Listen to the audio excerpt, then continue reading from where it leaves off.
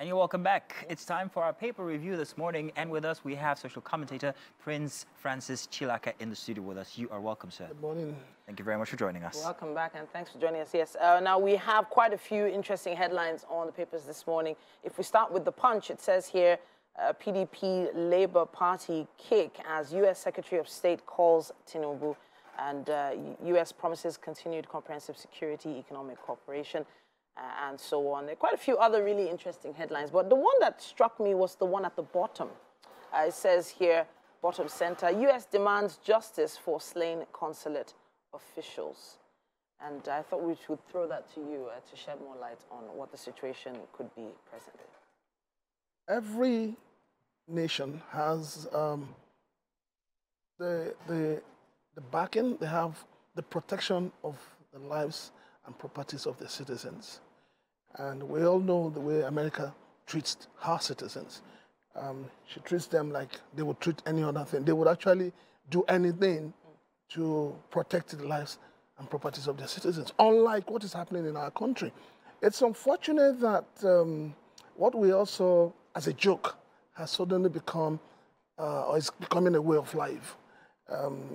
It's not just, well, just not the Americans that were slain.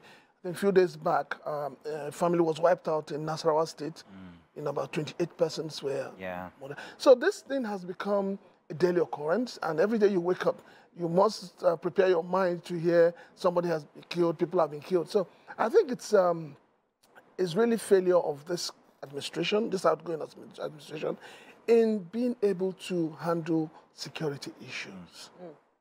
It's complete, total failure, because if the lives of the citizens are not protected, then who are you ruling?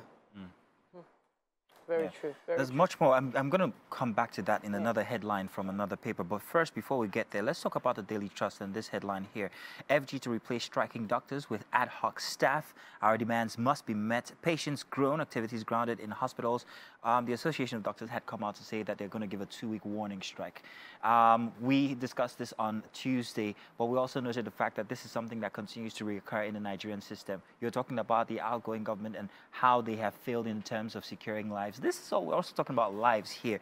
And to be specific, they are saying that they're going to replace these doctors now. It might seem like a threat. I don't know. Am I correct? Where are they going to get these doctors from? That was are they going to import them from the moon? Maybe what they're looking at is bringing in coppers who are still in school. Inexperienced. Well, totally inexperienced. You see, this whole thing about doctors and their remunerations and all of that, it cuts across board. And I keep saying that we need to sit down as a people and define what we want. You can't have a political class that is earning so much at the detriment of other citizens, at the detriment of other professions. We have gradually turned politics into a profession in Nigeria. But it's a profession you enter without certificate, without going to school. You just jump in, you have money and all of that, you just jump in. But Prince, the government is also trying to halt the immigration of doctors outside of Nigeria. Doesn't that seem like it's trying to preserve its own at that point? How do you preserve your own when the condition of service is not favorable? The minimum wage in Nigeria is 30,000. And a man that has 3 kids or 4 kids, how does he survive? How much do your senators earn? How much do your governors earn?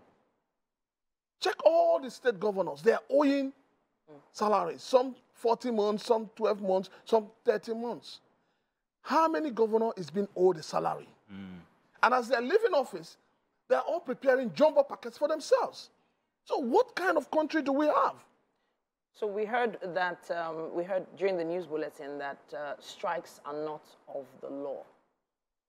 I would like to hear your view on that. That's very laughable because it's their fundamental human right. It is my right to go on strike, to be able to express myself. If a condition of service is not favorable, you don't expect me to go to war. You expect me to, challenge the system. And the only way people can challenge the system is by going on strike. It's unfortunate that the government, with the Minister of Labour, Ngige, and his co-minister, Festus Keyamo, have not thought out a way of negotiating, discussing with people, with labor. You need to learn that act. You can't always be waving the big stick.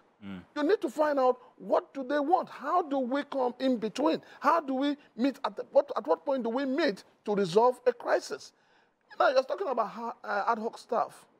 I don't think any Nigerian would definitely go to a hospital run by ad hoc staff. Nobody. In 2011 or so, I almost lost my son due to strike.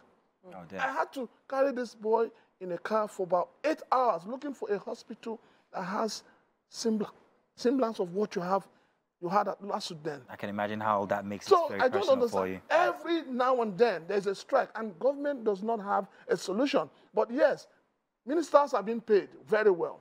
Political aides are being paid very well.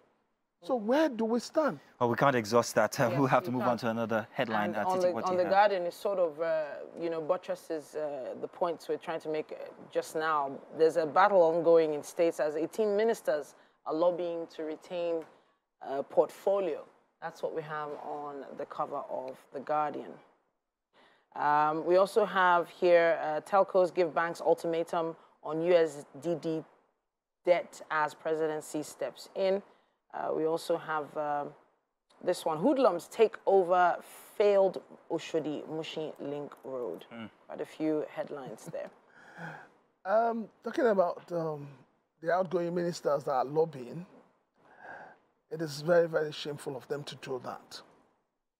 We must have a system that allows new persons, fresh bloods, to come into a system. You've been a minister for some 8 years, some 4 years. What are your achievements? What have you achieved? What can you say that you have done to better the lives of ordinary Nigerians? Let's start from there. You need to be able to outline the things you have done. Then it is when you pass an exam that you begin to say you want to be promoted. But if we have insecurity, we have unemployment, like we read, you have hoodlums all over the place. You have people sleeping under the bridges. And no minister should be thinking of... But there's a case to be made for continuity, isn't there? Continuity after how many years? There is no Nigerian that is better off right now. So anybody talking about continuity, in what direction are you looking at the continuity from? What do you want to continue from? Is it the daily killing of Nigerians? Is it the fact that universities were on strike for about 8 months? Is it the fact that doctors are about going on strike? Is it the fact that Nigerians do not have dignity in labor? How much is a bag of rice today? So what continuity are we talking about? Well, Prince... Fresh blood may just do us well in some of those There's a seats. lot that we would have loved to really touch on. We didn't touch on the Nation newspaper, expect institutional reforms, Tinubu promises Nigerians, and EFCC writes outgoing governors. But still, I'm sure that you can grab a copy of these papers and perhaps maybe let us know what your opinion is. Use the hashtag WakeUpNigeria on TVC. Prince, it is a pleasure to have you here. Thank you very much. Very, very interesting analysis there, and we totally enjoyed that. We hope that you come again next time. I'll try. All right.